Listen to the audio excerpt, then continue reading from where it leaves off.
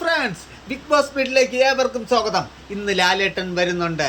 ഇന്നലെ ജയിൽവാസം അനുഷ്ഠിച്ച അനീഷിന് സംഭവിച്ചതെന്ത്? അനീഷും ഷാനവാസും എന്താണ് പറയുന്നത്?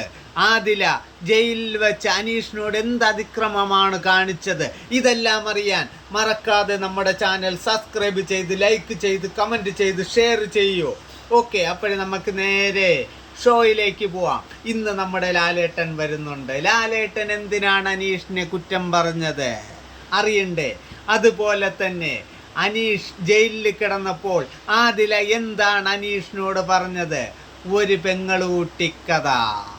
ഒരു പെങ്ങളൂട്ടിക്കഥ കഴിഞ്ഞ സീസൺ മുതൽ തുടങ്ങിയതാണ്. പക്ഷേ കളി അവിടെ തീരത്തില്ല.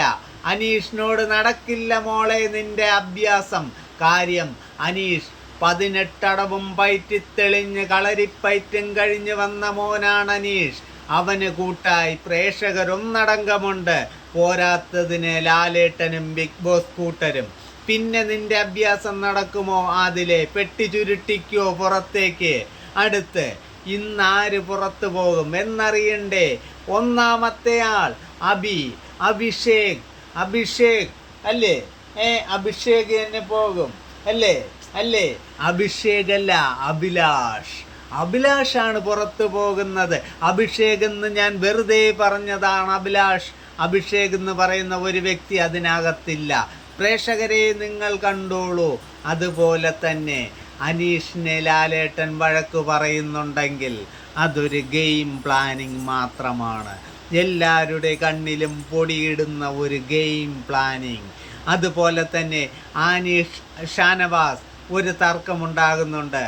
അനീഷ് ഷാനവാസിനെ ഇപ്പോഴും സംശയക്കണ്ണോടെ കാണുന്നുള്ളൂ. കാര്യം ഷാനവാസ് ഇപ്പോഴും ഒറിജിനലായിട്ട് അനീഷിനെ സ്നേഹിക്കുന്നുണ്ടോ ഇല്ലേ എന്ന് നമുക്കാർക്കും ഉറപ്പില്ല. അതുപോലെ തന്നെയാണ് അനീഷിനും.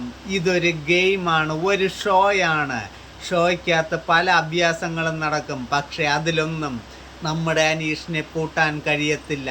പിന്നെ ഇന്നല്ലെങ്കിൽ നാളെ പുറത്തു പോകുന്ന രണ്ടാമത്തെ വ്യക്തി ആദിലയാണോ, സാബുമോനാണോ, അതോ ബെന്നിയാണോ എന്നൊക്കെ അറിയണ്ടേ? അതിനൊക്കെ ഒരു മാറ്റം സംഭവിക്കുന്നതിന് മുമ്പ് നിങ്ങൾ കാത്തിരിക്കൂ. ലാലേട്ടൻ വരുന്നുണ്ടെന്ന് ഉടൻ